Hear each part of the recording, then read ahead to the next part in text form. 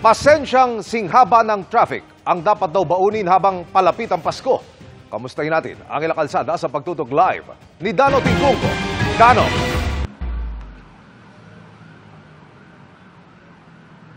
Emil, dito nga sa pwesto natin sa C5 Valle Verde, halos walang galawan na ang sitwasyon sa magkabilang panig. Ngayong gabi, ganyan din ang sitwasyon sa maraming kalsada na dinaanan ko kanina.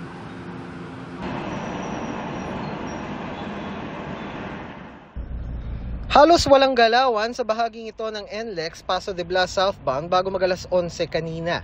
At bagamat lumuwag, paglagpas ng Bukawi Toll Plaza, bumagal ulit ang usad ng traffic sa exit. Sabi ng pamunuan ng NLEX, asahang lalo pang bibigat ang trapiko simula bukas ng hapon hanggang weekend dahil Pasko na sa Lunes.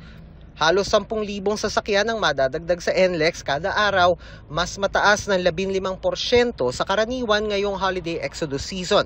Bandang hapon o gabi raw lalong bumabagal lalo ang trapiko. Mula po Balintawak hanggang May Kawayan. Yung pumapasok po ng mga Mindanao Toll Plaza, Balintawak at saka Karawatan, nagsasama-sama po ito, and then towards Valenzuela at saka May Kawayan po. Kaya suspended pa rin hanggang January 3 ang lahat ng ginagawa at closure sa NLEX. May dagdag na enforcer at patrol sa NLEX, gayon din ang tellers, emergency at engineering teams. Reresponde sila kaagad sa mga aberya at magpapatupad ng counterflow kung kailangan. Ineengganyo ang marami na magpakabit na ng RFID na makakapagpabilis ng pila sa mga toll plaza at exit. Meron pa rin po naman identified cash lanes na kung saan pwede magbayad pa rin po ng cash yung mga motorista natin. Pero agad-agad na po ng RFID. Ramdam na rin ang pagdami ng mga sasakyan sa SLEX, lalo na sa bahagi mula Susana Heights hanggang San Pedro, Laguna, kung saan bumigat ang trapiko nitong hapon.